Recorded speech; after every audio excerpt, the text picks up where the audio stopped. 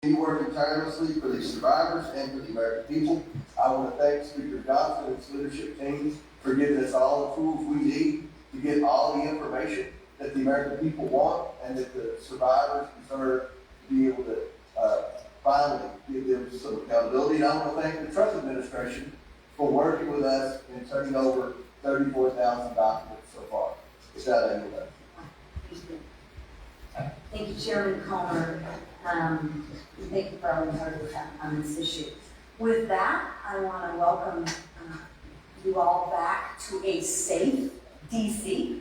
I know that sounds crazy, but rather than applauding President Trump's decisive action to actually restore law and order and reduce crime in America, Democrats have defended gang members, thieves, and lawbreakers. Can you guys believe that? That sounds odd, right? Okay. Sounds So this is now Republican leadership that is going to be talking about other things, which are very important, obviously. But now it's going to sort of evolve into a press conference about these things. My entire production team, the best producers on the internet, are going to be monitoring this and making sure that we don't miss anything. Obviously, you have the entire slate of Republican leadership there, like Johnson and Scalise, Salazar, and so they're going to be doing like a leadership press conference. So that's just the Comer stinger. Thank you for monitoring that. That's what Comer had to say. The victims that have been deposed in Congress are allegedly going to be speaking in about 30 minutes. So we'll see. We'll see, ladies and gentlemen. We have Tim Burchett, by the way, locked in and ready to go soon. He's one of our absolute all-time favorite congressmen who made himself quite famous by talking on this program about how they get you in Washington, D.C., how you end up naked in a room with all the cameras on you, and they say, oh, we got you. Really, really interesting at this point. It looks like Alex is saying that the Epstein victims are going to be speaking, and we're going to tune in to hear that, obviously. Producers, let me know when Burchett is ready to rock, because I want to chat with him because he's actually deposed them. So maybe he can tell us what's about to happen. He typically does. All right, back to the yeeting, ladies and gentlemen, of the Venezuelan gangs. The White House actually used a meme template that we called yesterday.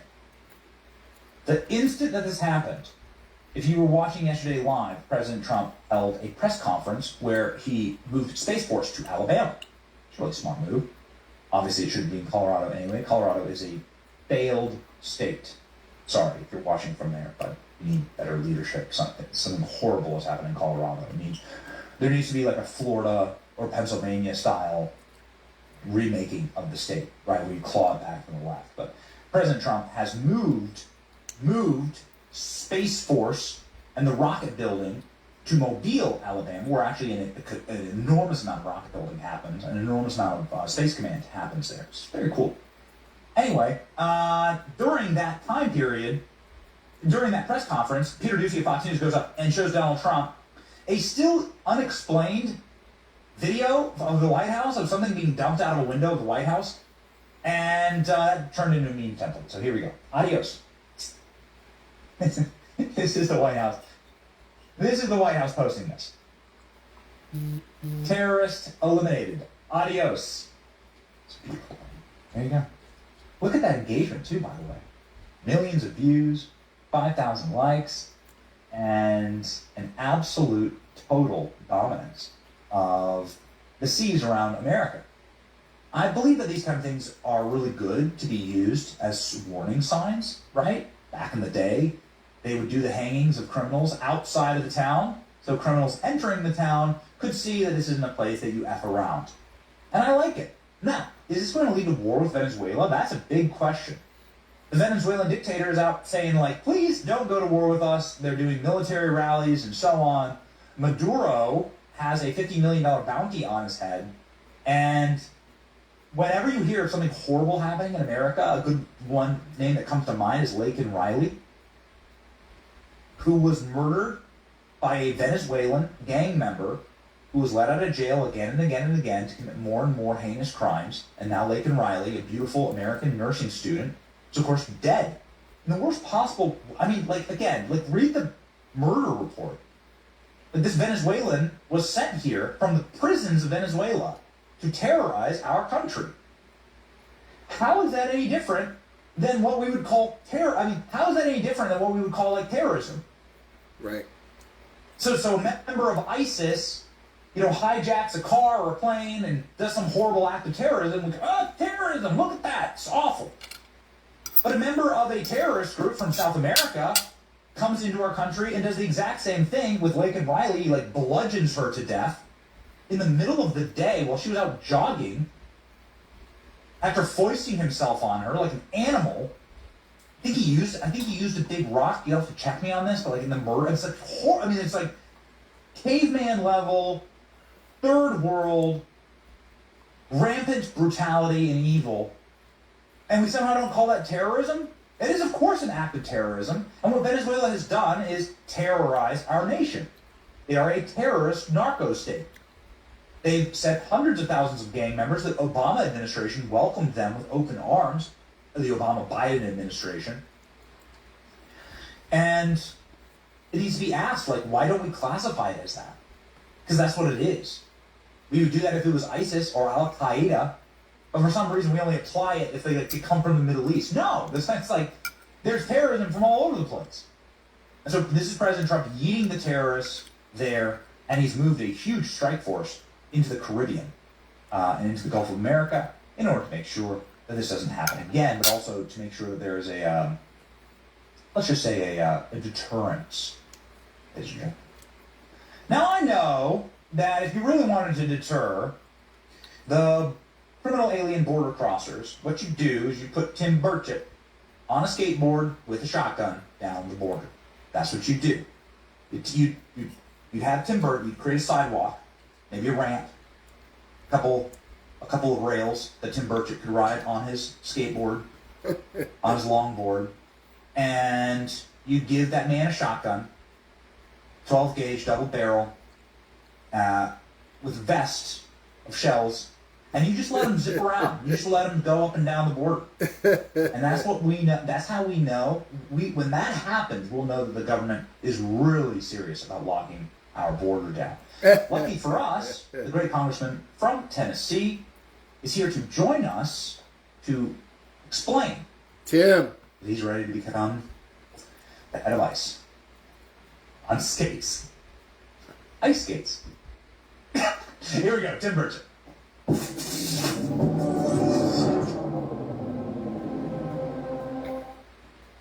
I apologize. That was the most ridiculous intro for any member of Congress ever. And we're just in a good mood today. Just happen to be in a good mood today, Congressman. Thank you, brother. Yes. So, let's talk quickly about what you learned yesterday in the hearing with the Epstein victims. The floor is yours, Congressman. Well, thank you, Benny. Thanks for having me back on the show. It's always good. People in Tennessee and throughout this country love you because you're pretty much direct and to the point, and they dig that. Irregardless of my incredible intro there, I'll have to put that for later viewing.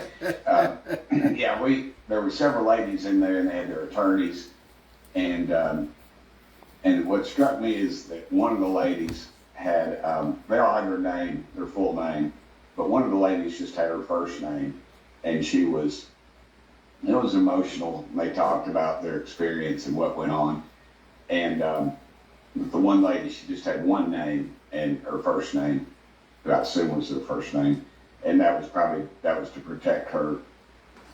She was just not really sure about being there and all that, and I get that because they had, as they documented, they've been victimized not just by Epstein and Maxwell, whatever her name is, and the other dirtbags that had their way with them. They were abused by the justice system.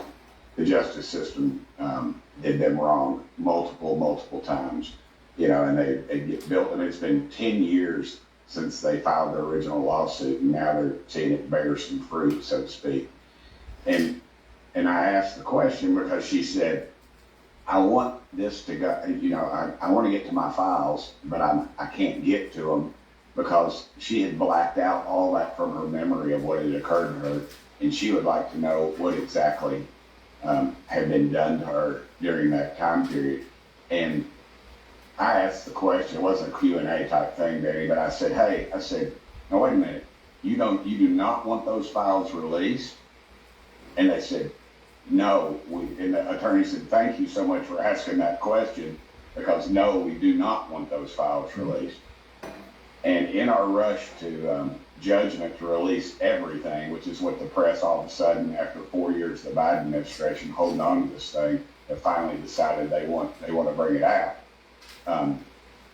That said to me, we need to put the brakes on the mass file dumping that I'm afraid that the discharge petition could cause. And there is some legal precedents in that discharge petition that some legal verbiage that could, in fact, I'm afraid, release the identities to some of these folks, and that bothers me. So I'm glad we're going about it. I'm glad Chairman Comer's going about the way he's doing it by having the files, gone over before we do that, because there is that's a real issue. You got nearly 1,000. There were little girls, and now they're women that are in those files that were abused by those dirtbags. So I would hope that we could remember that, in this rush to so-called judgment.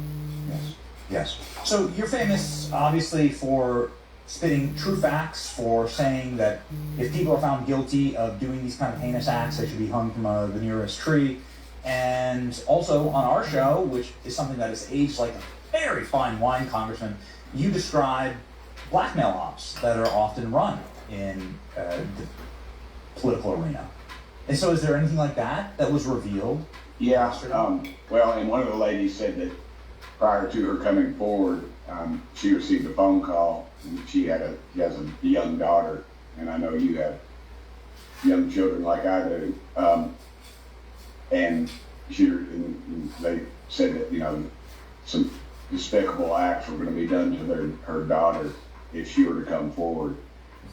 And so I think you're saying this thing has really touched a nerve, and you've got some real, I think, influential people that are involved in it. I think we need to make sure justice is done to them, but I do think we need to remember the wishes of these young ladies.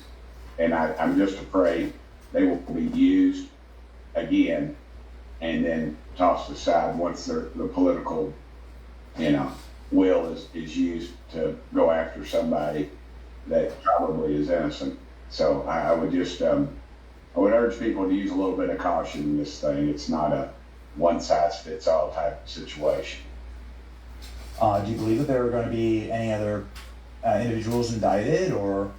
I think there will be. I mean, we're calling in, we're casting a pretty broad net in the in our committee, but I think the Trump Justice Administration is going to go after a lot of these people, and I hope they do, because they have they've done some pretty despicable things. But who's these people? Because right now the total, and yeah, the preview is good, guys, but real quickly, I want to get to something with the congressman. Right now, the total conversation has been that it's just Epstein. There was no abuse outside of Epstein, and it was like the entire harem of thousands.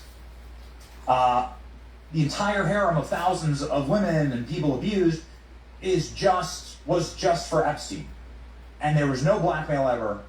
And nobody else ever touched the hair on another one. I can't imagine that. I think it just goes too deep. I think his money and his influence went a little deeper than that. I think you're going to see a lot of people that don't want these files released just because they're going to be in those files that just did business with Epstein, because he was a money man. He was not, it didn't have anything to do with his, it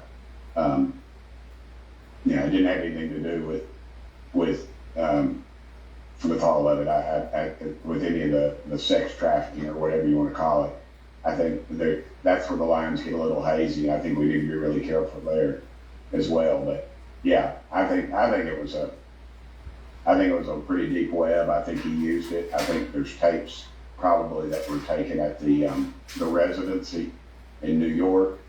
I don't want to see them, but I think that needs to be evaluated further. I really do.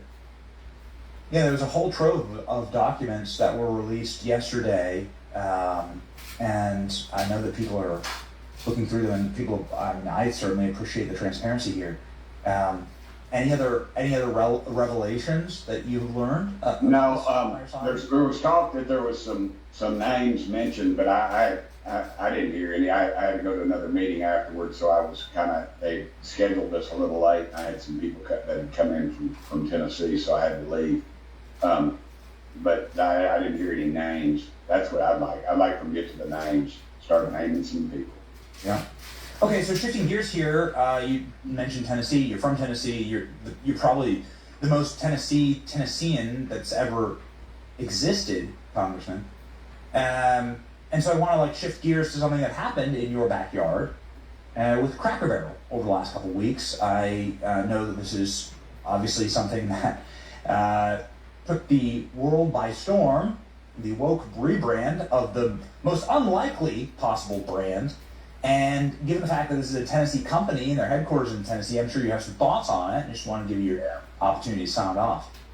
I think they started going downhill when they started serving alcohol. I mean, it was a family restaurant. I don't think it added anything to it. I can't imagine it added much to their bottom line.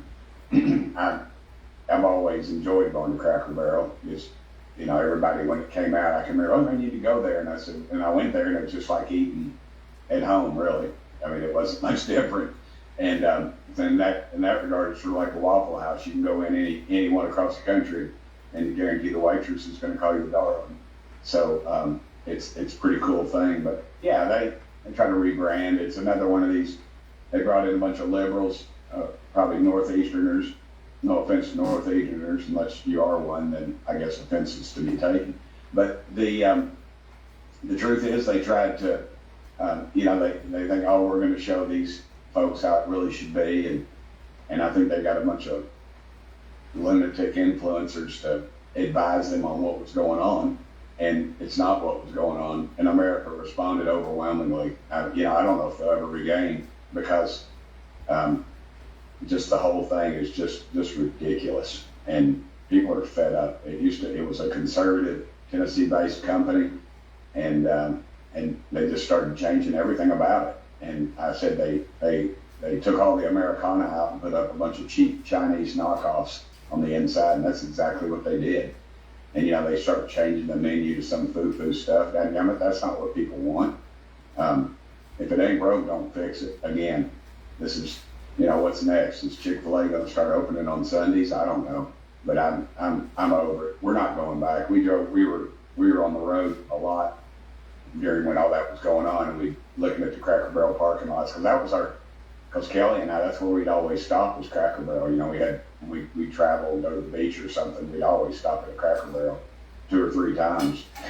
We'd go for breakfast and supper, and not this trip. We didn't do it this trip, and we drove by and looked at the parking lots, and they were empty. So I think people, as my economics professor would say, they're casting their dollar votes elsewhere. So, yeah, I guess the equivalent would be Chick-fil-A going all vegan, right? That would be the equivalent, is the vegan Chick-fil-A sandwich now. It was a nightmare. I just don't understand what's wrong with it. They already have a good thing going, and Americans are so sick of our culture, especially middle Americans, especially people like Heartland Americans and Heritage Americans. We're just so sick of elitists and globalists coming in and ripping the heart out of it all.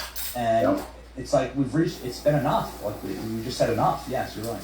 They're like locusts, man. They come in, just strip everything, and then they leave. And and then you'll go see, you're going to drive by there and look at those parking lots one day and go, what used to be there? Oh, that was Cracker Barrel, and they'll be it's like all these Mexican restaurants. They were always something else before then. You can always figure out what they were before then. And the reason is the Mexican restaurants are giving people what they want. So, are you going to advise Cracker Barrel? Are you going to, you're from Tennessee, the headquarters probably isn't terribly far from you. Are you going to throw your hat into the ring for the new CEO of Cracker Barrel? No. I think it's a dead dog. They're going to bring somebody else in that's going to, man, it's pathetic. I know. And what would you advise them? What would you advise them quickly, Congressman? Get back to your original menu. Yeah. Lower your prices and get going. Take a little hit on the front end and get people back in there. That's what I would say. Go find your original menus because, they've switched out of everything. Heck, they don't even have the good French dressing anymore. So what do you do? The great Congressman from Tennessee, Tim Burchett, a man who you must follow on social media if you don't already. You're crazy. Here he is, ladies and gentlemen. This is Tim Burchett with nearly 400,000 subscribers. And, well, I guess I'm just going to call him the straightest shooting member of Congress. That's right. I get the mini bump every time I'm on. Man, I'm on everything too. I'm on Facebook, Instagram, all that stuff.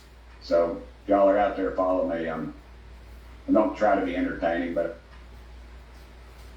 All right. Well, let's go ahead and see if we got something coming to you from Joel. Let's go, Joel. Hallelujah. As it is over, everyone. It is completely over for anyone trying to cover up the corruption in D.C. The Epstein Files release is finally here. 33,000 pages that have just been released. This is huge, everybody. Republicans are furious right now that Trump is using pocket rescissions to pull back foreign aid spending. You can't make this up, guys. I'm telling you, the rhinos are exposing themselves at the highest level. You can't make this stuff up. Trump has just threatened every single Republican in Congress. If they side with Thomas Massie over the Transparency Act, then he will take it as a hostile act towards him, and there will be consequences. Let me know your thoughts in the comments, because this is about to get into a big fight, everybody. I'm telling you, we have traditional MAGA Republicans, now that Congress is back, that are siding with Thomas Massie over the Transparency Act to release any and all information tied to the Epstein files, the JFK files, the MLK files, everything. They want to expose the elitists. They want to expose every celebrity or whoever was involved with all this, and they want to see them go to jail. And this is a big one, y'all. Trump has just threatened every single Republican in Congress that whoever sides with Thomas Massie on the Transparency Act, he will consider that a hostile act towards him, and there will be consequences. And Marjorie Taylor Greene is leading the charge with Thomas Massie. Let me know your thoughts in the comments, guys, because I can't even believe I'm saying these words right now. Marjorie Taylor Greene, who is a MAGA Republican, is now in this big fight against Trump over the Transparency Act. Thomas Massie is in support with Marjorie Taylor Greene, are putting the full release of the files along with Democrats against President Trump. Trump's White House put out any Republican who signs Thomas Massie's discharge petition on the Epstein files will be seen as committing a hostile act against the Trump administration. Let me know your thoughts in the comments. The House Oversight Committee has just released 33,295 pages of the Epstein-related files that were provided by the U.S. Department of Justice. There are as many as 1,000 Epstein victims, and many of them have been paid by powerful men to be silent. The Epstein victims are now creating their own list that they are going to be releasing, compiling a list of names that of their accusers and the people that actually did them wrong. They're now learning that the NDAs they signed are not legally binding, and as a result, they will be releasing their own list and getting justice for the victims. You can't make this stuff up. Today's a big day. Congress is back. We're supposed to be passing a big budget. The Republicans in Congress are literally furious at Trump right now because he's doing pocket rescissions to pull back federal funding from foreign aid. So you tell me, We're going to put out a list of these rhinos so that we can primary them and get some real MAGA people in there. Senator Mike Rounds expressed his concern that the pocket rescissions will give Democrats a reason to oppose funding legislation, putting Washington in danger of blundering into a government shutdown after September 30th. Today is a big, big day for big news. MAGA Republicans are coming against Trump. We've got Republicans that are furious for Trump for pulling back foreign aid spending. Guys, this is an insane day of breaking news. We're going to bring you bombshell news today. I want to say thank you to everybody who's watching, to all of our subscribers and viewers. We got a show for you today. Let's go. Get some popcorn, maybe some sweet tea, because I'm telling you, you're going to be blown out of your mind what is going on in the Congress right now against Trump. I want to say thank you to all of our subscribers. If you're not subscribed, please consider joining our family here at True Life News. I want to give some special love Hebrews to everybody News. that is a member of the channel and those that give a super chat donation. We're so thankful for your support. We are here to serve you every single day with the top news. And if you don't mind doing us a huge favor of hitting that thumbs up like button, I'm telling you guys, never did I ever imagine that right before a government shutdown, you'd have MAGA Republicans like Marjorie Taylor Greene coming out in full fight with Thomas Massie and the Transparency Act against Trump. He's already spoken about this, said, don't come against me. Don't anybody that sides with them. I will consider it a hostile attack towards me, and they will face consequences. Let me know your thoughts in the comments, guys, because this is going to be a showdown. What you're about to hear, this is big. This is all breaking news that just happened moments ago. You know I got y'all. Let me know your thoughts in the comments. Check this out. D.C. press conference underway calling for the full release of the Epstein files. Congresswoman Marjorie Taylor Greene speaking now. Let's listen in. The shame falls on every single person that coldly turned a blind eye to their abuse. The shame falls on every single person that enabled it. The shame falls on every single person that took money to continue it. And the shame falls on the people in power over the past several decades that protected the monster, Jeffrey Epstein, and his cabal that continued a nightmare. Those people deserve the shame.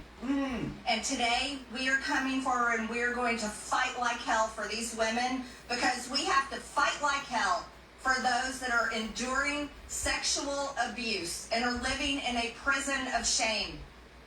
Anyone that is being abused, it is not your fault. You should live with no guilt or fear or shame. All of the fault belongs to the evil people that do these things to the innocent. This is the most important fight we can wage here in Congress, is fighting for innocent people that never receive justice. And the women behind me have never received justice. And do you want to know why?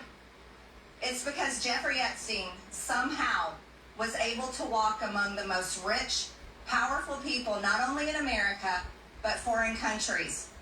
Yesterday, I heard countries like Saudi Arabia, Russia, and even Israel, and other countries. The truth needs to come out. And I'm telling you, everybody, it's going to come out one way or another. We just got news that the Epstein victims are going to release their own client list, because they found out that the NDAs that they signed and they got paid off are not valid. And this is crazy. Listen to this, because you don't get no more breaking news, you don't get no more bombshell than this right here. Transparency is justice. Release the files, end the secrecy, and stand with us in declaring that no one, no billionaires, no politicians, not world leaders, is above the law.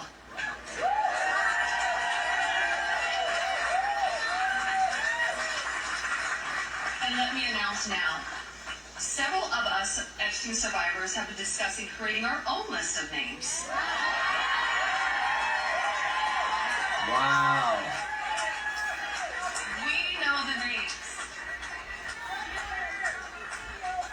Many of us were abused by them.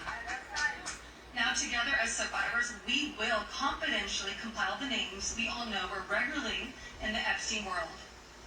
And it will be done by survivors and for survivors. So let me know your thoughts, everybody. This is big breaking news that's all coming out today.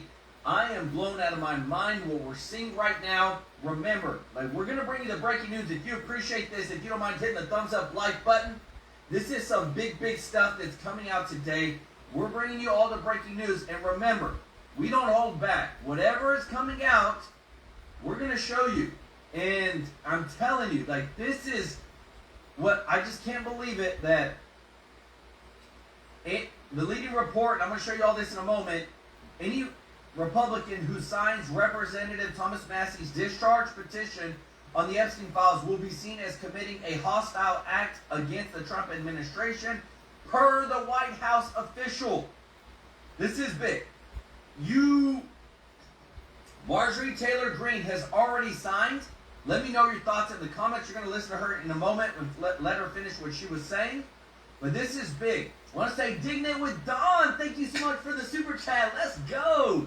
Said, I'm so glad to be able to watch live. I feel like I have missed so much this week. I am keeping me on top of the news. MAGA, let's go. Show Digging It with Dawn some love in the chat, as well as J-Mad. Welcome to the family. Y'all show J-Mad some love in the chat, as well as Denise Clark Custom Art. Let's go with the super chat. OG of the channel said he's tired and ready to throw down. Time to tango. The truth will always come out eventually. Y'all show Denise Clark some love in the chat, everybody.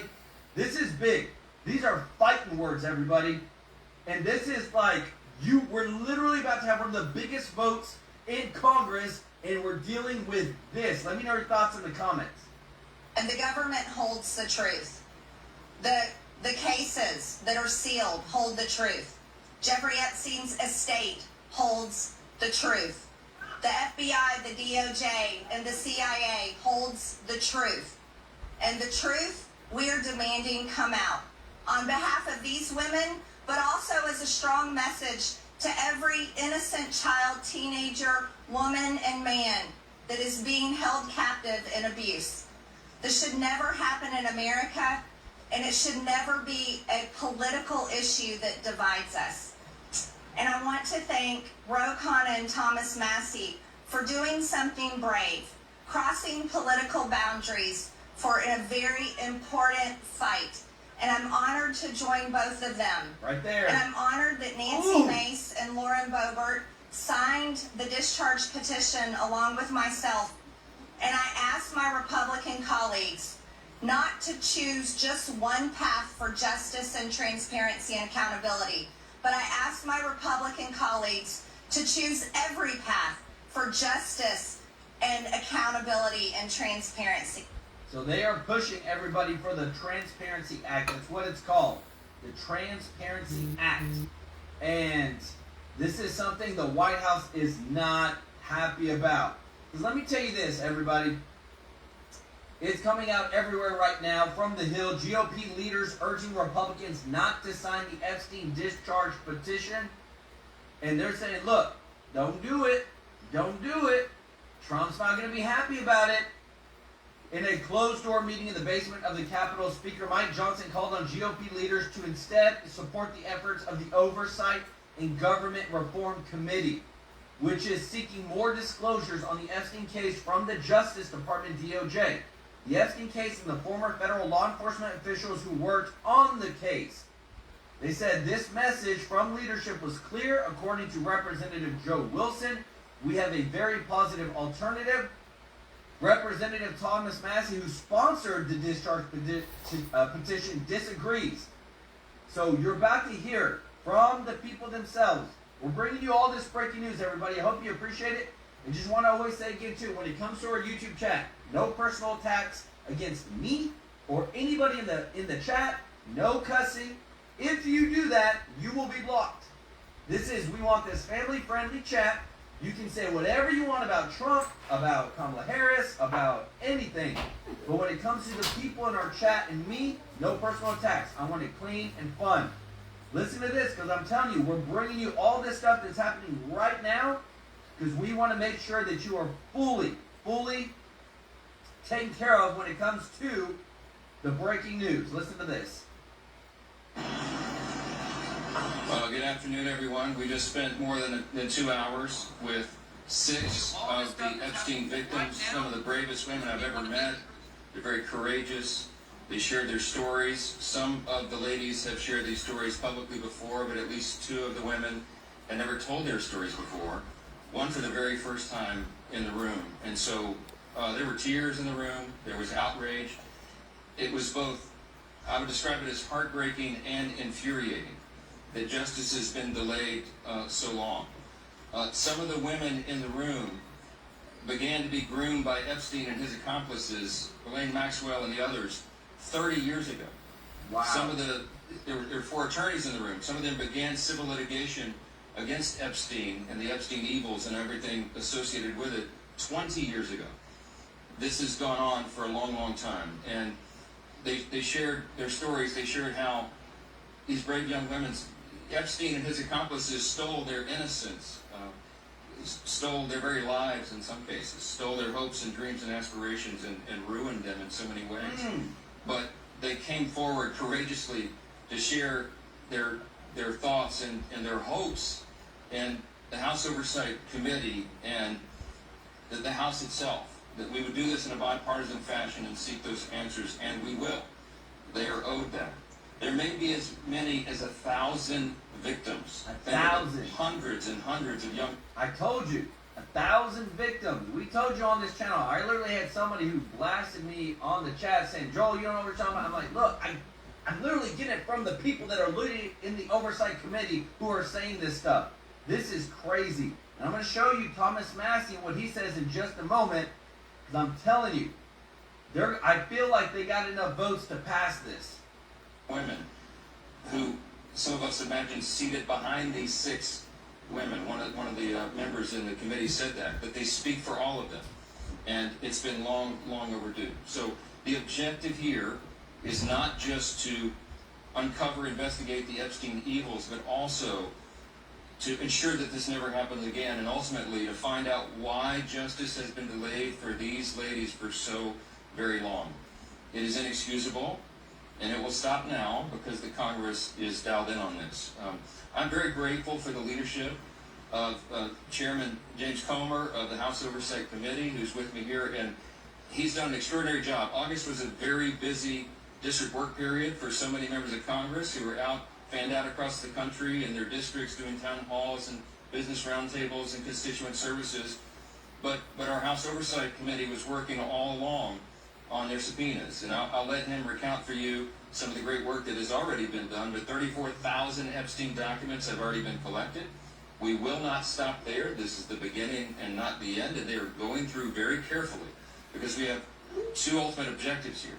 We want to bring justice to every single person who was involved in the Epstein evils of the cover-up thereof.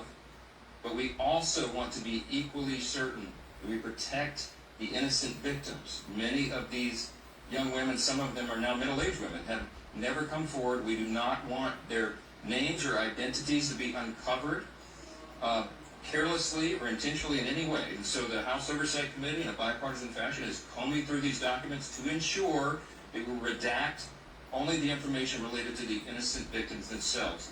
We cannot be involved in subjecting them to any more harm. With that, I want to yield to our... All right. Well, I just wanted to, bring to your attention that we are, of course, Transformed Recovery. And as Transformed Recovery, we definitely work with, in Transformed Recovery, those that are abused. And that includes, of course, sexual abuse. So this is very near and dear to our hearts, that when there is a pedophilia situation, and it seems as though our government has many officials that have been wrapped up in pedophilia and sex trafficking in different areas, this is the area that we live in the recovery ministry. So Transformed Recovery has been developing over 40 years now, and it's been becoming more and more public. It's been more of a private type of recovery system that goes deep into the scriptures, and everything is scripturally based. So you can go to transformed.love. That's transformed.love. Right now it just goes to a Facebook group, but that Facebook group has massive amounts of information, and the program and the books and all the literature is being revised, re-edited again and again and again to make sure that it is as deeply connected to the roots of the fruits of the Hebrew as possible, so that we can articulate Yah's voice, Yah's message that he has in these areas of transformation. So yeah, we're real excited to be able to share that with y'all, and I think you're going to really, really love what Transformed Recovery is all about if you go to transformed.love. So this is why these stories in the Hebrews News are so important and so connected to the other ministries. You know, we have news, but then we go deeper than just the news with Love Inc. and the many ministries that it represents. Hallelujah. Okay. Okay.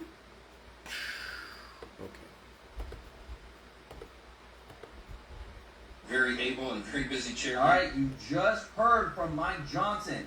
Now, he is fighting tooth and nail, everybody, with Thomas Massey, Marjorie Taylor Greene, Representative Nancy Mace, Lauren Boebert. All these people are fighting big time. And you're about to hear the other side of it that is working with the Democrats. Let me know your thoughts in the comments, because I told you, I'll bring you the full context. We bring you everything here. Listen to this. For all the great work he's been doing, James Comer. You said this is political cover, this vote that the Speaker has scheduled. Yes, the vote that the Speaker's putting on the floor is meaningless. It's basically telling James Comer to keep doing what he's doing. And I appreciate what James Comer is doing, but this vote is unnecessary, and it's to provide political cover to those Republicans who may not be sponsoring or signing the effort that Rokana and I put forward. Do you think that enough Republicans will sign on to this discharge petition to force the vote? I do. We've got 12 sponsors, Republican sponsors. I believe every Democrat's going to sign it. If only 6 of the 12 Republicans sign it, then we'll be fine. And in fact, as soon as you get to 218, we quit taking signatures. So I would encourage Republicans to be one of those 6. So you don't think that they're getting weak-kneed, these Republicans? There's a major pressure campaign from the White House right now, and also from the Speaker.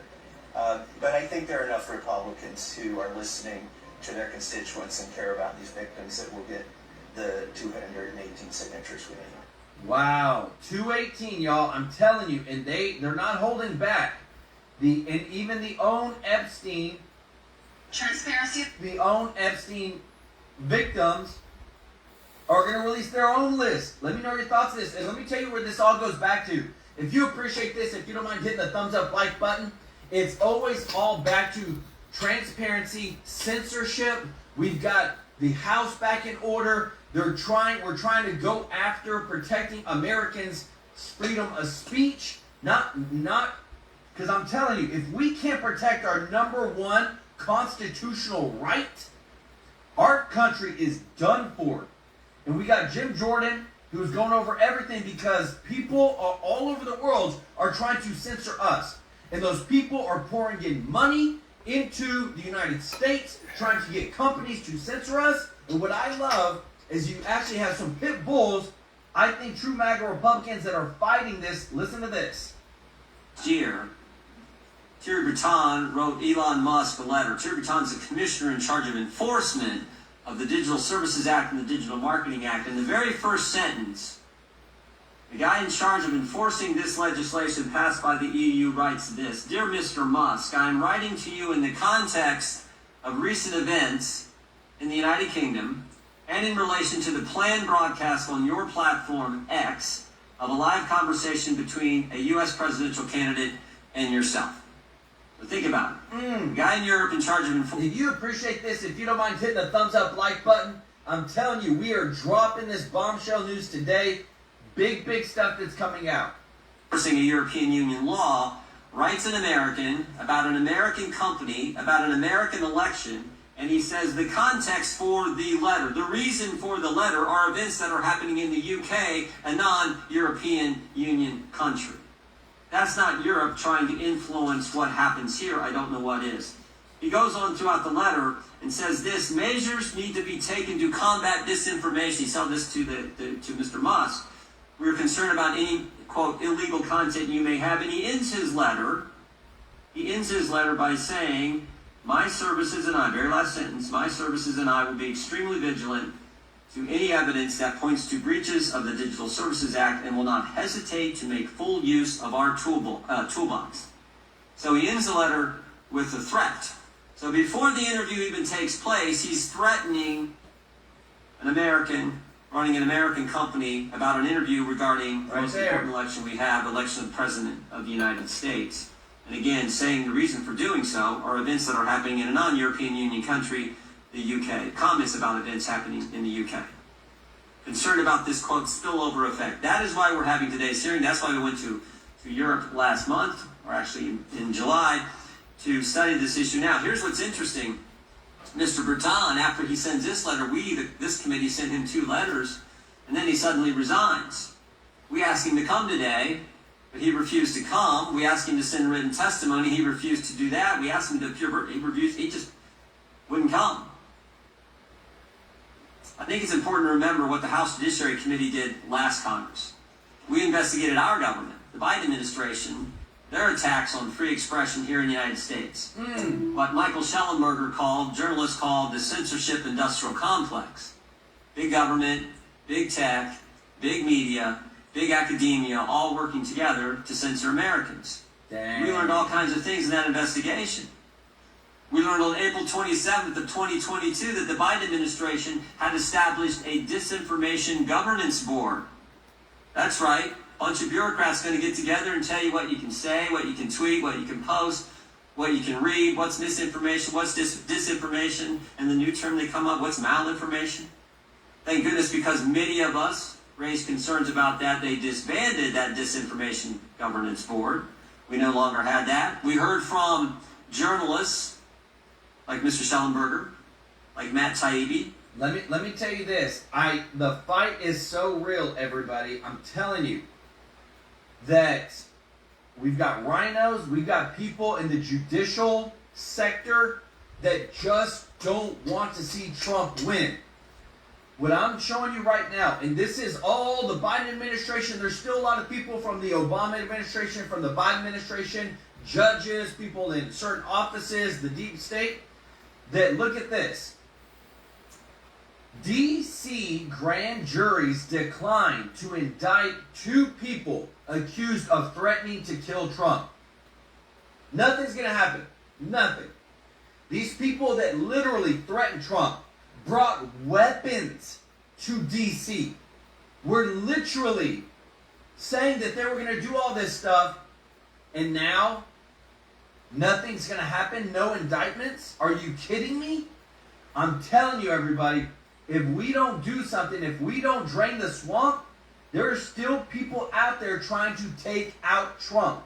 Let me know your thoughts in the comments. This is so bad that D.C. grand juries declined to indict 2 accused of threatening to kill Trump. And even these people had weapons, okay? It's not like they just came and said, oh, I want to do this to Trump. It's like, no.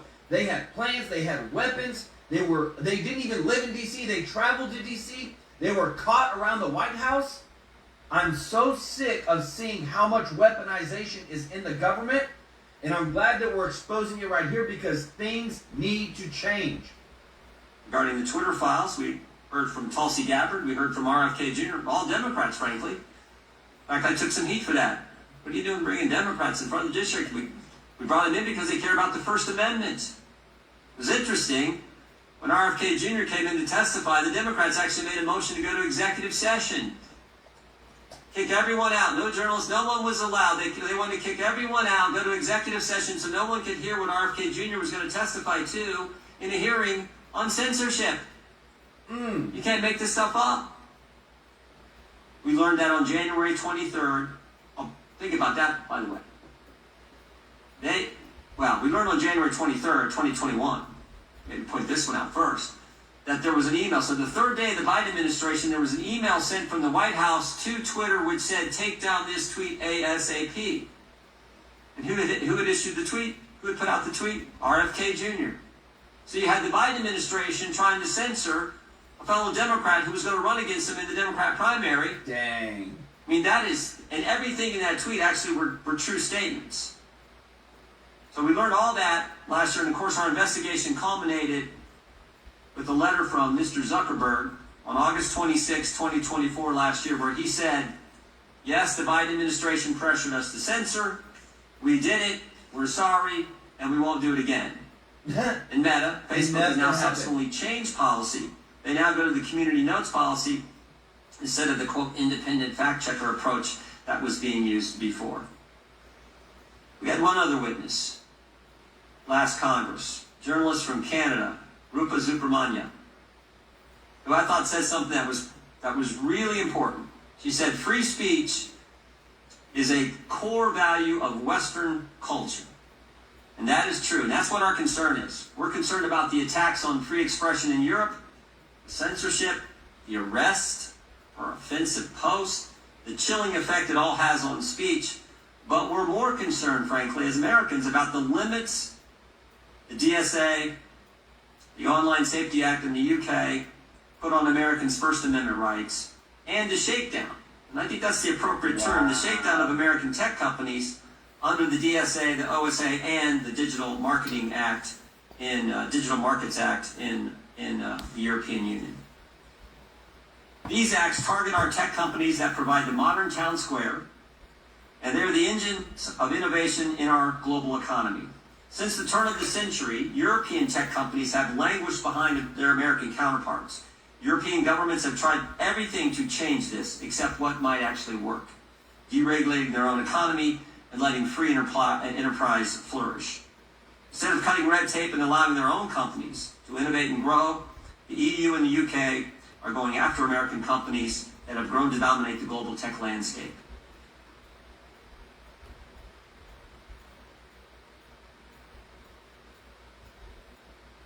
Regulations like the EU's Digital Markets Act and the UK's Digital Markets Competition and Consumers Act impose burdensome requirements on US tech companies while leaving their European counterparts untouched. And I want to show you, because I'm telling you, we're not holding back, everybody. There's so much breaking news. We're dealing with censorship today. We're dealing with all of the fight with Marjorie Taylor Greene, with Thomas Massey, with Nancy Mace, Lauren Boebert, like all these people who are supposedly MAGA, they're all coming out. And this is a big statement, guys. Go ahead, take a seat, because I'm telling you, we're bringing you everything. Massey says that Trump may be covering for some rich and powerful people in the Epstein files.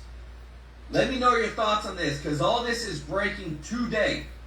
Do you believe Trump? That now we even have it from NBC News that they did a panel and they said, and all the people, the victims, said that Trump had nothing to do with, or didn't do anything, that Trump was good, so Trump's safe. But now people are saying that Trump's trying to cover up for rich and powerful friends. Where do you stand at, everybody? Let me know your thoughts in the comments. If you appreciate this, if you don't mind hitting the thumbs up button, thumbs up like button. There's too much corruption, everybody. There's too much corruption. We're trying to protect people. We're trying to make sure that America is first. I want to move into, guys, remember on our channel, we only have one sponsor. And we've partnered with these people because they do a great job of taking care of Americans. And when it comes to our system, when it comes to the corruption and things that are happening, we have found that the United States literally had to go after 3 national health insurance companies because they found that there was unlawful kickbacks and discrimination against people on Medicare, disabled Americans, and that's why we have to be on our toes, and we have to make sure that we're doing everything that we can. All right, let's go ahead and move into the next section here, and then we're going to wrap it up. Just going to put a couple of quick bullets out there yet of some big time stories here. All right, let's go with that's a while back already.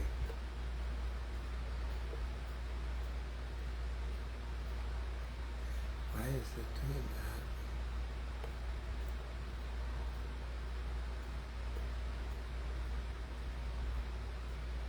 that? All right, so we're gonna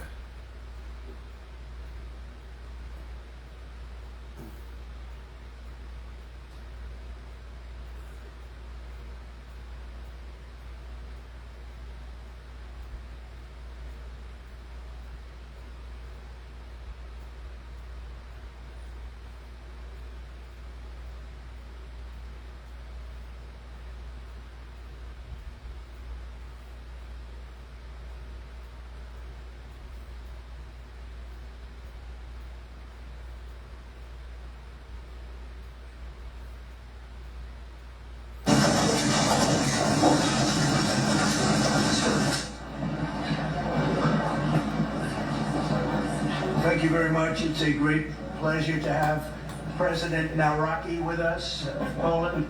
He did a good job with that, right? Gave me a little different pronunciation. I said, I want to get it perfect. Did I get it right? Yeah. Good. Good. Nawrocki. Yeah. And the president's been amazing. He had an incredible race. He came from behind and he won very handily. The people of Poland have taken to him immediately. They really love him.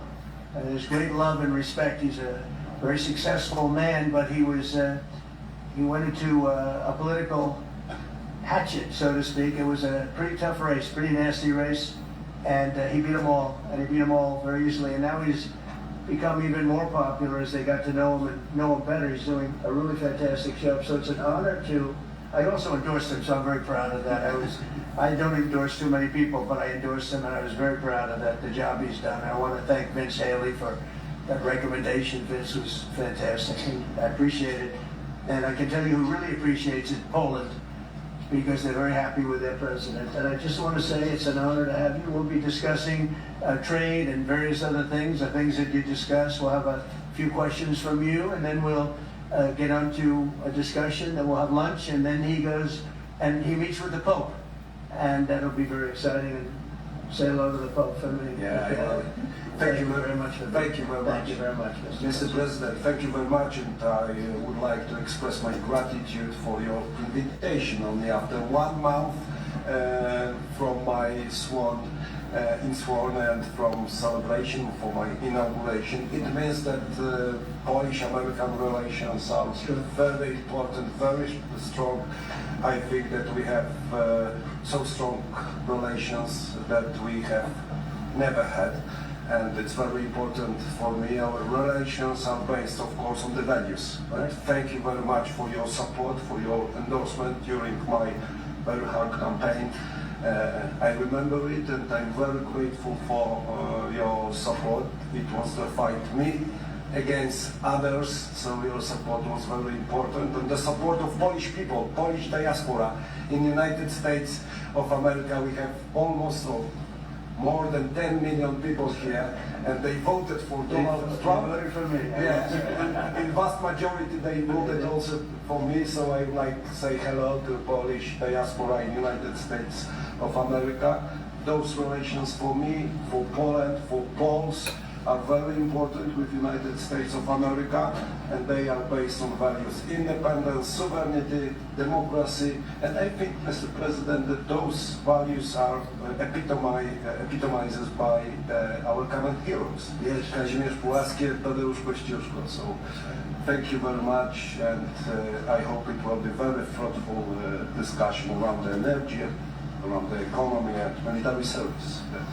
And the flyover was very much in honor of your great pilot who just passed away recently. who was a legend in Poland. You might want to say something about him. Yes, of course, it was a terrific accident in Poland. Thank you for this gesture that F-35 opened our meeting.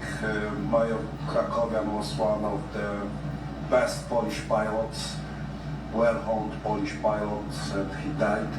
He lost 2 children, so it was a great tragedy. He was a legend in Poland, actually, a legend as a pilot. He was an incredible pilot. And I think he went to the Air Force Academy, actually. But he was a fantastic pilot, and it was a big setback. The people of Poland are very, very sad, so we thought we'd do that. That was the single plane that swooped out. And machines, American machines, opened our meeting. It was great. And we are waiting for 32 F-35s in Poland. So it also shows that we have great relations according to the best military equipment on the world, American equipment, where we build Polish security to. Well, Poland, we've had a tremendous relationship. I think now it's better than ever because of this relationship. It is a little special because we fought together. But we've always been very good, and we have some wonderful people, as you know. Duda, my friend, he's a good man and still a big fan of yours, very much so. So it's a great honor, and we're going to talk about trade. We'll talk about some other things. We'll take a couple of questions from the media. Will American soldiers remain in Poland? Will American soldiers remain in Poland? Yeah. I think so. I mean, you know something I don't? I don't know. Yeah, we're very happy. If anything, we'll put more there if they want. But they've long wanted to have a larger presence. We have some countries that have more, not too many, but no, they'll be staying in Poland. We're very much aligned with Poland. Sir, on Russia and China, you certainly asked about, we saw a dramatic picture where we saw the leaders of Russia and North Korea and China together. The first time the leaders of those 3 countries have been together to sort of show a solidarity. You said that they're conspiring against the United States. What do you think they're conspiring to do? And given this, is it reason why you should slap or would consider slapping secondary sanctions on Russia if they're conspiring against the U.S. now? Well, I've already done that with regard to India, and we're doing it with regard to other things. And I put out a truth last night. You saw that, and I was the one that brought it up. I said they're only doing this. They're looking to when they did what they did. I thought it was a beautiful ceremony. I thought it was very, very impressive. But I understood the reason they were doing it, and they were hoping I was watching, and I was watching. My relationship with all of them is very good. We're going to find out how good it is over the next week or 2. I think that we helped China very much, as you know, when they talk about freedom. And I don't believe that, and maybe I'm wrong, I hope I'm wrong, but I don't believe that America, that the United States was acknowledged for helping China to gain its freedom. But perhaps that was just that was a sleight of hand. I mean, I was very surprised. I watched the speech last night. President Xi is a friend of mine, but I thought that the United States should have been mentioned last night during that speech because we helped China very, very much. What was the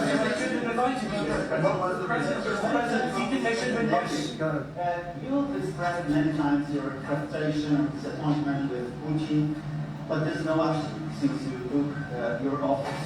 How do you know there's no action? Really? Wait. Who are you with? Okay. How do you know there's no action? Would you say that putting secondary sanctions on India, the largest purchaser outside of China, they're almost equal. Would you say there was no action? That cost hundreds of billions of dollars to Russia. You call that no action? And I haven't done phase 2 yet or phase 3. But when you say there's no action, I think you ought to get yourself a new job. Because if you remember, 2 weeks ago I said, if India buys, India's got big problems, and that's what happened. So don't tell me about that. Mr. President, right now, there have been survivors of Jeffrey Epstein speaking at a press conference on Capitol Hill. They're calling for these case files, these documents to be released. And Thomas Massey, who was sponsoring a discharge position to get the House to vote on releasing those documents, says, he doesn't read you're implicated in these files, but many of your friends and donors maybe, and he says that's why the Justice Department is redacting them and slow walking the release.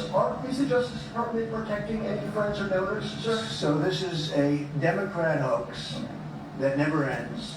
You know, it reminds me a little of the Kennedy situation. We gave him everything over and over again, more and more and more, and nobody's ever satisfied. From what I understand, I could check, but from what I understand, thousands of pages of documents have been given. But it's really a Democrat hoax because they're trying to get people to talk about something that's totally irrelevant to the success that we've had as a nation since I've been president. That's right. Even if you look at D.C. right now, D.C., it's a totally safe zone. It's called the safe zone. That's a term. It's a term of art. Yep. It's a safe zone because it's very safe. You could walk down the street now and nothing's going to happen. No crime, no murders, no nothing. Because we had a lot of problems with certain places, and we still do. All run by Democrats, or for the most part run by Democrats. So what they're trying to Epstein hoax is get people to talk about that instead of speaking about the tremendous success like ending 7 wars. I ended 7 wars. Nobody's going to talk about it because they're going to talk about the Epstein, whatever. I understand that we were subpoenaed to give files, and I understand we've given thousands of pages of files. And I know that no matter what you do, it's going to keep going. And I think it's enough because I think we should talk about the greatness of our country and the success that we're having. I think we're probably having, according to what I read, even from 2 people in this room, we're having the most successful 8 months of any president ever. And that's what I want to talk about. That's what we should be talking about, not the Epstein hoax. When you make a decision on your brain, Mr. President, I have no message to President Putin. He knows where I stand, and he'll make a decision one way or the other. Whatever his decision is, we'll either be happy about it or unhappy. And if we're unhappy about it, you'll see things happen. Can you give us a sense of what the U.S. policy or what you're trying to achieve with the aircraft carriers or the boats, I should say, in near Venezuela, and also the boat that you mentioned yesterday where 11 people were killed? What was found on that boat, and why were the men killed instead of taken? On the boat, you had massive amounts of drugs. We have tapes of them speaking. There was massive amounts of drugs coming into our country to kill a lot of people. And everybody fully understands that. In fact, you see it. You see the bags of drugs all over the boat. And they were hit. Obviously, they won't be doing it again. And I think a lot of other people won't be doing it again when they watch that tape. They're going to say, let's not do this. We have to protect our country, and we're going to. Venezuela's been a very bad actor. They've been, as you know, they've been sending millions of people into our country. Many of them Tren de Aragua, some of the worst gangs, some of the worst people anywhere in the world in terms of gangs. And we had some in Washington, D.C. We took care of them very quickly, but they're out of here. They're gone.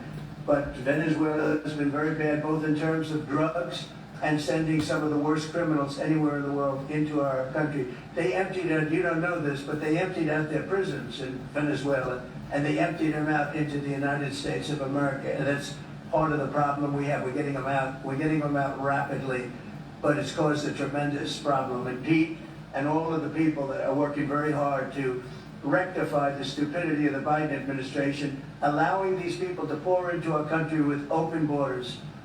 We are paying a big price as a country for the incompetence of the Biden administration.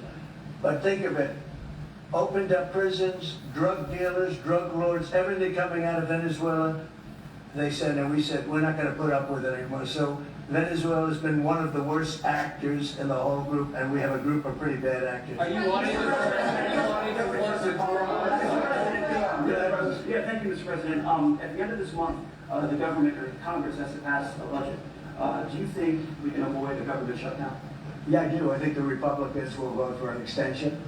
We won't have any Democrat votes. We could give the greatest budget ever.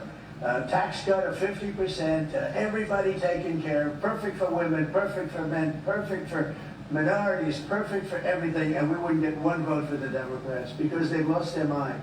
They are so deranged. They have Trump derangement syndrome, and I don't want to burn the Republican Party with it, but they really are. They've become almost sick.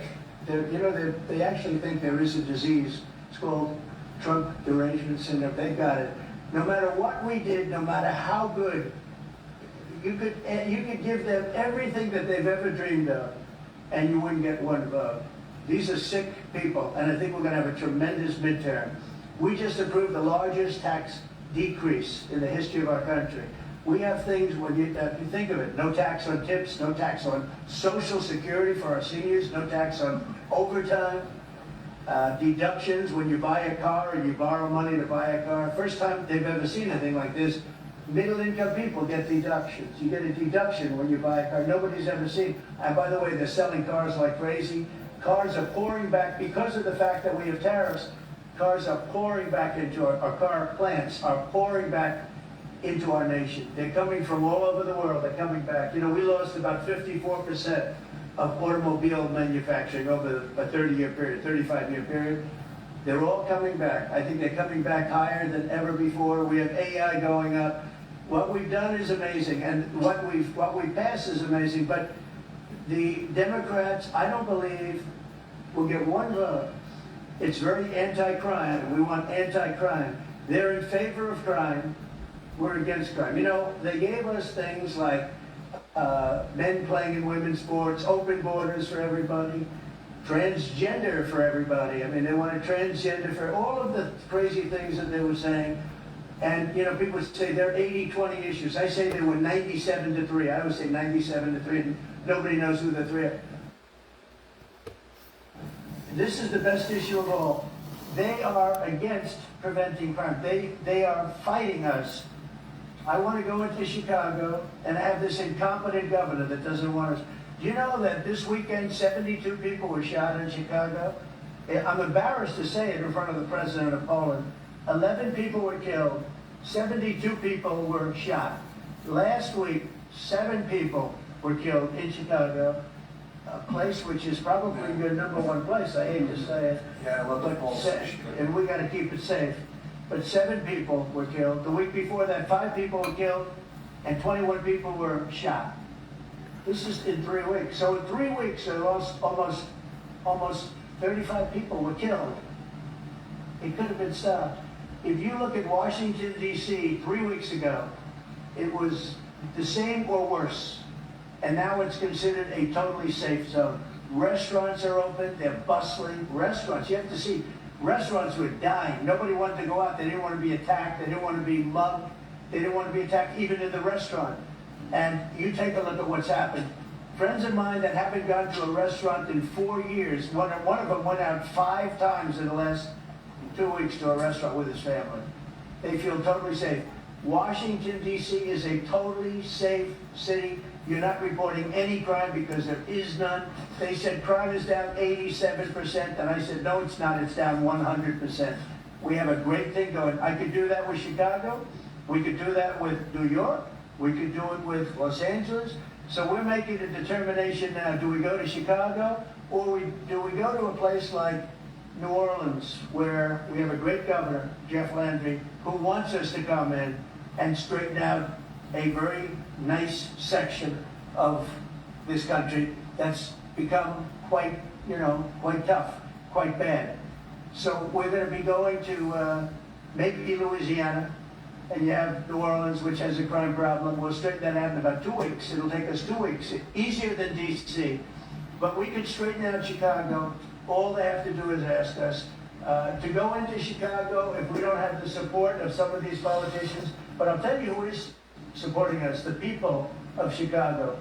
And I sort of want them to let it be known. They have incompetent people. A guy like Gavin Newsom, he's the governor of a state that if we didn't go into Los Angeles with our soldiers, with our National Guard, you wouldn't even be having the Olympics there. They were going to take it. And remember this, your top law enforcement officer in Los Angeles said, there's no way we could have done this without President Trump coming in with the troops.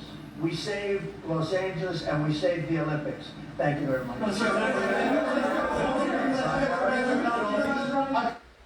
So there you have it. We are definitely having a righteous president who's willing to fight lawlessness in this country, and that's That's the key right here, is fighting the lawlessness, and lawlessness is sinfulness, and we want to be able to bring this into a real Kitvei HaChadesh, or the ancient writings way of running a country. We don't want to be lawless. We want to be lawful.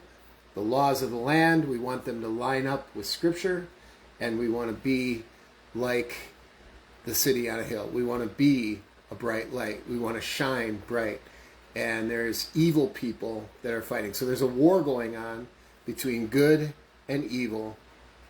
And this is where the crux of the issue is coming from here. Let's go ahead and bring you into another area. We'll come back to the president here in a moment. Come on. Got a lot of cool stuff happening right now.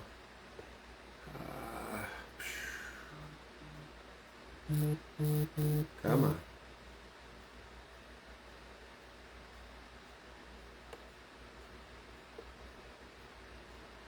Stop the share.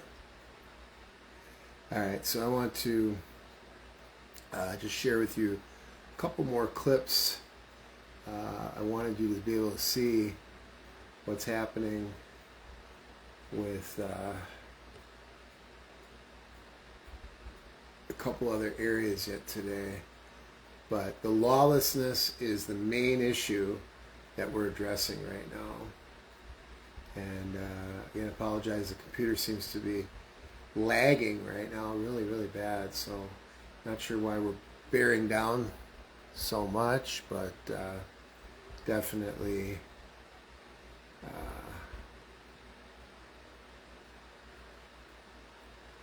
all right, so let's go ahead and jump on this Benny right now.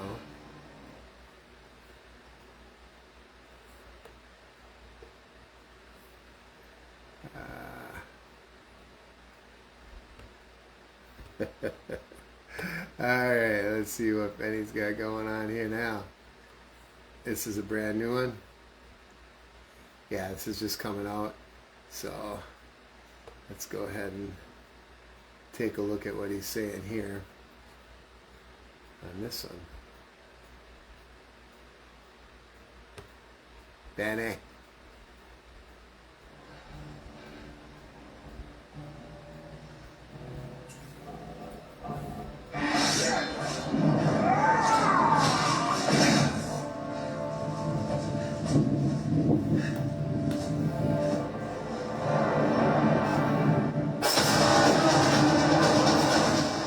What's up, guys? Benny, one of the most disturbing and bone-chilling videos I have ever watched in my life, not just as it pertains to the Jeffrey Epstein saga or the political landscape, but ever watched, is Bill Gates describing how he feels about Jeffrey Epstein's death.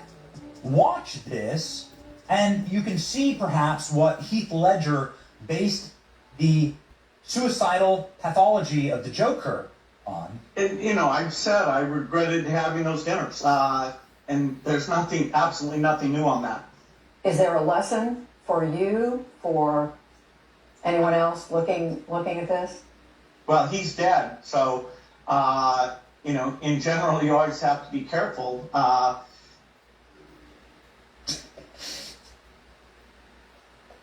There's no scene out of any horror movie that is more terrifying than that face and that commentary by the world's former richest man. Watching Bill Gates smirk and snivel with glee talking about the death of Jeffrey Epstein really makes you wonder. Bill Gates is just one of those people. Look at that expression. You know, talking about Jeffrey Epstein being killed or hanging himself or whatever you think happened. Like, the guy's dead in a cell in a grotesque and gruesome way, unless like he's living as a body double somewhere. What do you know at this point? But this is the reaction, the smile. Well, Jeffrey Epstein destroyed Bill Gates' relationship. Bill Gates is one of the people that got really close to Jeffrey Epstein after all the sex predator charges. were returned guilty against Jeffrey Epstein. He's just always one of those people. You can separate Jeffrey Epstein's friends into two groups. The people that were close to him before the charges and after the charges. Bill Gates is the worst of the worst, and it's really weird, it's really creepy. And it's something that obviously makes your skin crawl the more videos you watch on the people who knew Jeffrey Epstein, like Cindy McCain. Cindy McCain, sitting here on a human trafficking board.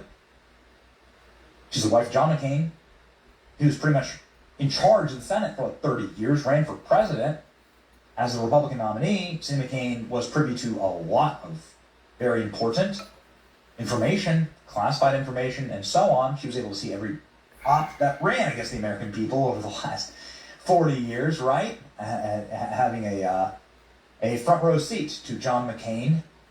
Anyway, the point is that here's what she has to say about Jeffrey Epstein. This is not an insignificant person. This is a very powerful woman in American politics. Arguably, one of the most powerful women in American politics is Cindy McCain.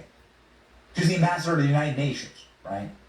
It hides in plain sight. Epstein was hiding in plain sight. We all knew about him. We all knew what he was doing. But we had no one that was, no legal aspect that would go after him. They were afraid of him. For whatever reason, they were afraid of him. Oh, okay. Got it. Right. So, we all knew what he was doing. But nobody was saying anything. You know, your husband was on, like, TV all day, every day, running for president. It's like running the Senate. But he wouldn't say anything? No one would say anything? No one would go after him? Yeah. It's the curiosities like that are, like, blended into complete and total stark relief in moments like this. Because you're like, well, someone's clearly hiding something, right?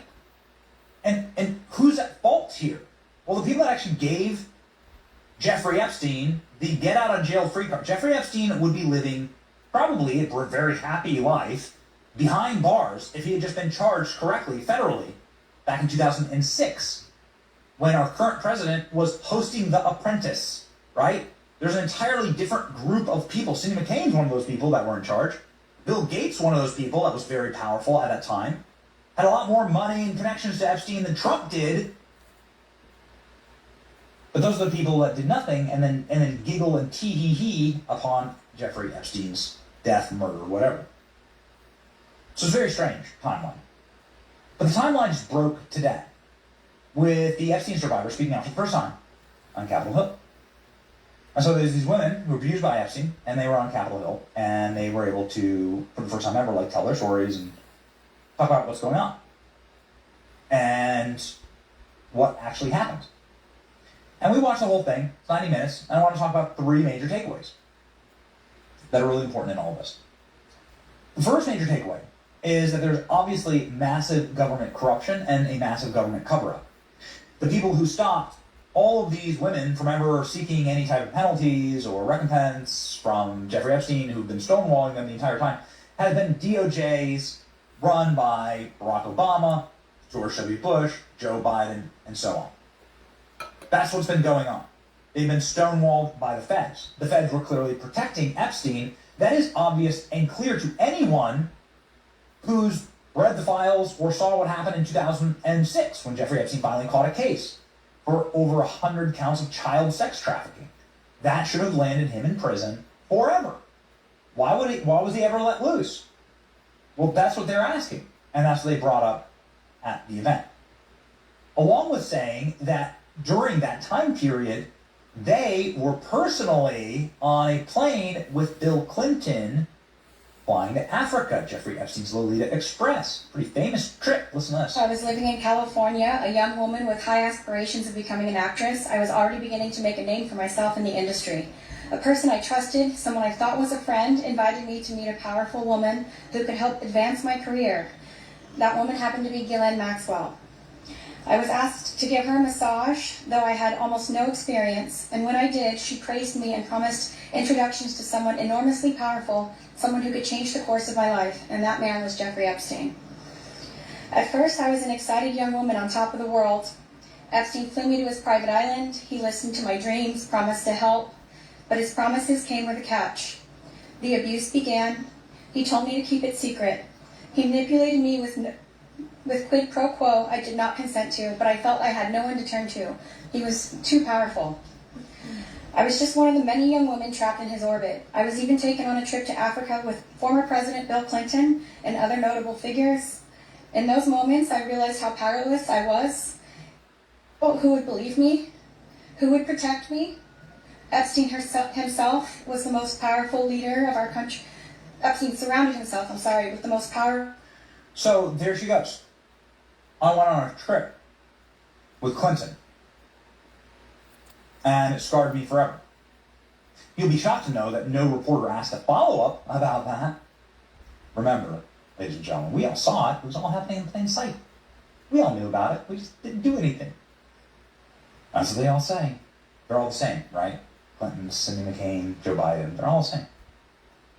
Except for Trump. When asked directly by the corporate press whether any of them had ever witnessed President Trump doing anything untoward. Ask, and I know, and it's just something that I think we're compelled to at this moment, with the attention on President Trump, with these questions on our pardon. Did anybody see or hear of the president himself doing anything inappropriate as it related to Jeffrey Epstein? No. All of them say no. Not a single person says yes to that question. But what they do say is that, and the attorneys say this, and the survivors say this, is that the idea that Jeffrey Epstein never doled them out to individuals that were in his orbit is false. That did happen, and it happened on tape and on camera. And that those tapes do, in fact, exist, and that they are making their own Epstein list. In 2000, I was taken to Jeffrey Epstein's island while on a photo shoot on a nearby island. Who I saw and what I experienced there was a glimpse into a very dark and disturbing world. For years after, I tried to avoid Jeffrey, but he had introduced me to Katie Ford, the owner of the Ford modeling agency. Epstein's reach went to the very top of fashion, arts, and entertainment. This did not just happen to underage girls in Florida. In New York City, hundreds of young, ambitious women were abused by him. Epstein was not just a serial predator, he was an international human trafficker. And many around him knew, many participated, and many profited. And yet, he was protected. So I stand here today for every woman who has been silenced, exploited, and dismissed. We are not asking for pity. We are here demanding accountability, and I'm demanding justice. Congress must choose. Will you continue to protect predators, or will you finally protect survivors? And also, I would like to announce here today, us Epstein survivors have been discussing creating our own list. We know the names. Many of us were abused by them. Now together as survivors, we will confidentially compile the names we all know who are regularly in the Epstein world. And it will be done by survivors and for survivors. No one else is involved. Stay tuned for more details. Okay. So that's what they're going to do. Going to put it all together. And these are the major takeaways. That they blame corrupt government law enforcement agencies throughout the last, let's say, 20 or so odd years for withholding evidence and protecting Jeffrey Epstein. I think that's utterly undeniable, actually, when you look at Alex Acosta and everything that happened with Jeffrey Epstein's case that he caught. Then they say that they're going to compile their own list, and then they talk about being on planes with Bill Clinton. Yikes. Okay. Government officials, politicians, royalty, they were taping everybody. Everything was being filmed, says Virginia Gouffre, whose family also spoke at this press conference. Flight logs show Bill Clinton flew on sex offender jet. There's also photos when the photos from the butler appeared. This is the other funny little wrinkle in all this.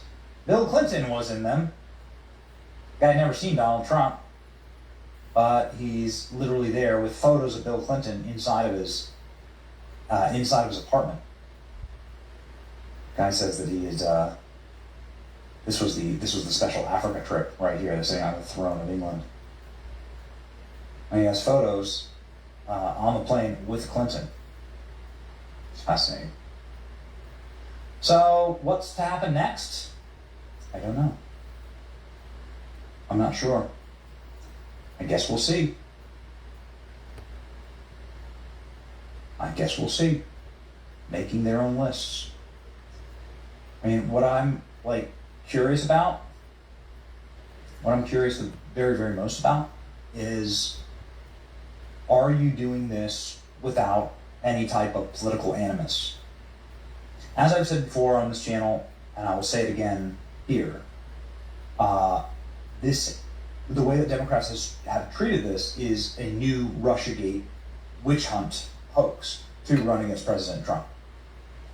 As the attorney, actually, who's standing right there, this gentleman right behind her, the attorney who's standing there in the press conference says, President Trump was insanely helpful to us in our search for prosecution of Jeffrey Epstein. That's what the attorney said during the press conference. The left is trying so hard to pin this on Donald Trump, while ignoring all of their friends who were involved. But I've been saying this for years. If he really was involved, why don't we all understand that this would have been leaked years ago? The liberal tears will be flowing bigly, says Donald Trump Jr. So I'll just end it at that. The attorney straight up today says the guy who helped.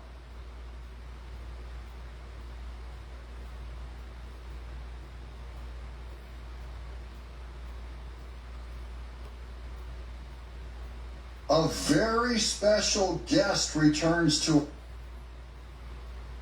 us. Our girl, our gal. We will be so happy in just a few seconds. We haven't heard from her in a long time. Welcome to Doug in Exile. This is where that Patriots are. A big thing I'm doing is exposing what the Democrats are doing, why they have so much media control, and that's their only hope to try and destroy America. This is about the foundation of America. This is about you and I, the Patriots, why they can't penetrate us, why they can't get into us and win. It's all good news. But first, we got to check in on, it's been a long time since we've heard from my girl, Lori Lightfoot. If you really cared about violent crime, go after the gun manufacturers who are just mass producing these weapons and have no liability or accountability. It's the gun manufacturers. I got sunshine on a cloudy day. Look at that sunshine right there. It's our girl, my girl, Lori Lightfoot. It's been a long time. Beetlejuice. And she shows up on why Chicago should not have Trump come in with the National Guard and save the lives of small black children being shot. Lori Lightfoot. When it's cold outside, I have the month of May. Goodness, she shows up to blame guns. It's the guns, guys. It's the molecules. If you put a gun on a counter, it just goes around and hops off the counter and goes out and starts shooting people with no one involved. Same thing if you put a knife or a hammer on a table or AI, it just goes and runs off and just starts killing people. She is at war with molecules, not human beings that wield guns, like human evil. After the gun stores that know that they're selling to straw purchasers that flood into our city, pass common sense gun reform that we have been begging for decades. Is gun reform, would that do it? Would that be enough? You know, everywhere that this is something Ted Nugent has said, every shooting, everywhere, the more gun restrictions you have, the higher the violence. Yep. What they need is an armed citizenry of armed good people. Yep. Oh, and even upstream from that, fathers, raise your kids. Okay, guys, this isn't like a sperm bank situation. You get a girl pregnant, you marry her, you raise your kids, and then you baptize them. You don't just leave them to the wild and then go, gee, I wonder why they got all their social cues and all their training from the streets. Where's dad? Oh, mom kicked him out. Feminism kicked him out also. Oh, Those are the kinds of things that actually would make a meaningful difference in violent crime. He's not talking about any of those things. He will not do any of those things because this is not about violent crime. It's about something else. Gun grabbing is about something else, about a totalitarian takeover of our government to enslave the people. That's what's behind that. She says that this is about something else. What kind of gun, anti-NRA, anti-Second Amendment law did Trump pass in the last 2 weeks to virtually end crime in Washington, D.C.? He ended violent crime by bringing in the National Guard. He didn't have to pass one anti-gun legislation. He went in with the National Guard, and it ended. So Lori Lightfoot, you're lovely, you're my sunshine, you're my girl, but you're a liar, you're wrong, and you hate the country. We're going to get into all the Democrat lies here. Here's another one from Bill Maher. Bill Maher, who's still, he tries to hate Trump and tries to cling to being a Democrat. He has the great writer David Mamet, one of my favorite playwrights he did, Glenn Ross. He's amazing. A great conservative mind. Watch this. I know you think liberals want to destroy the family. Liberals want, no, I don't think they want to destroy the family. I think they have destroyed the family. Yeah, they already have, Bill. It's too late. They don't want to destroy the family. They probably think they're saving the family with feminism, with abortion, with same-sex marriage, with destroying masculinity in males. I don't have to impugn their intent. I don't have to go and say, your intent is bad. I'm just saying what you do is bad. I don't care about your intent. I assume your intent is good. By the way, Trump's intent could be bad and his works are still good. So again, Democrats go after his intent and say Trump's a racist. I don't care if he's a racist. I know he's not, but I'm just saying, going after his intent, it's called the genetic fallacy. It's when you go after someone's intent or the person instead of what they do. I don't care what a Democrat's intent is. You know what? There's lots of old ladies in church, in your little Nazarene church, that are liberals. Their intent might be good, but they vote for evil and destruction. Okay. But they haven't destroyed my family. But they didn't really do it on purpose. So wait a second. What you're saying is, I didn't know it was loaded, right?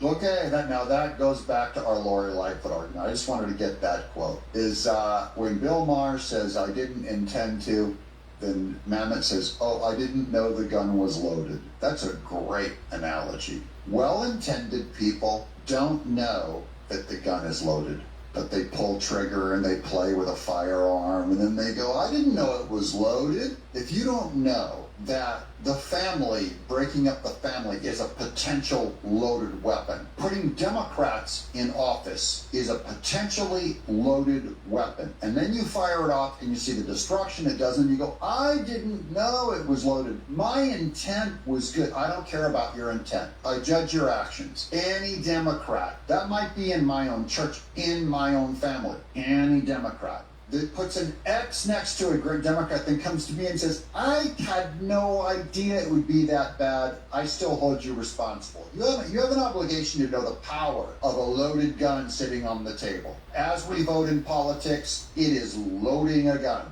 You know, I could have been wrong about Trump. We weren't. We happened to be right. Doesn't make it, and I don't think it makes us a genius to look at Joe Biden and Kamala Harris and go, gee, I wonder if I should at least phone in a protest vote against that disaster. And I treat people as smart, not dumb. I just think people know better. Wait, there's more. This is on the trans issue about Democrats. Should they know better? People are done with the trans thing. They've had enough of it. This whole, they're just kind of regular people like you and me, but happen to dress up like the. No, that's not really what's going on. You've unleashed an entire fleet of mentally ill lunatics on the public, and now we have to deal with the fallout of it. We have to deal with having to deal with these people on a day-to-day basis.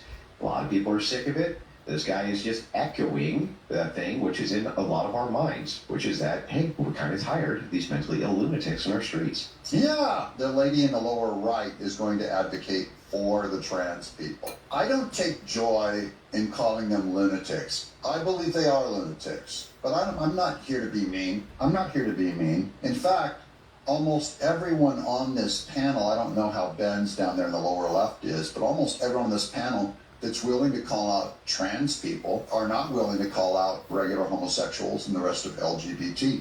And I will. So even they don't fully understand what they mean by you can't just reverse a sexual role or go against it. And at some point, you are endorsing someone else's deviant behavior. Even and I was, for the gays, and I have some gays in my audience, like, how dare you? How dare you? Even if you're going to allow people to have their own worldview, then even if I'm a homophobe, then at the very least, how can you judge that? Are you not sick of other people disagreeing with you, is what he's saying. Right. These people are lunatics, he's sick of it. Because you act sick toward people who disagree with you, to the homosexuals in my office, or people who go, I have a homosexual daughter, as if I don't have close homosexual relatives. It's not an argument. I have close relatives that are also thieves. They cheat on their wives, they're liars, they're embezzlers, they're tax cheats. They rip off the medical system just because they're my relative. That's not an excuse, guys. Doesn't mean I don't love them. I don't have to endorse their behavior. And in denying their behavior, no, if I don't like fraud in my relative, doesn't mean I'm a fraudophobe. We really are. Ava? I find that really frightening. I mean, why would you say someone was mentally ill because they thought they were born in the wrong body? I mean, does that give you pleasure or joy to just... It did not give him pleasure, but it's the definition of mentally. I'm sorry, if I walk around saying, if I yelled on the streets everywhere and go, I'm born in the wrong body, I'm born in the wrong body. I'm sorry, that's what a crazy person says. Forget the trans issue. If I say, I'm over there, I should be over there in Japan, but I'm here right now, born in the wrong body. What do you think I'm saying? How is that not a lunatic? To you, lady, you, all you people over there, I know that you think you're there, but really you're born right here in the wrong body. So this is what we're talking about. We're talking about lawlessness, and we're talking about, a real wrong way of viewing how things are. And that's the lawlessness. That's the wrongness. It's not rightness. It's wrongness. It's lawless. It's not lawful. So we got to look at, not just the 10 Commandments, but all Torah. Torah means simply instructions, laws, statutes, right rulings. These are the things that make up the way we are supposed to think. And many of us that get filled with the Ruah, we get these naturally coming in. And that's what's beautiful. That's what we're looking to do. So we could just go on like for all day on this, but we're going to come back tomorrow and we're going to bring you some more. And glad that you could be with us here today. We love you and we thank you. This has been Hebrews News on Hey Whatever TV by Love Inc.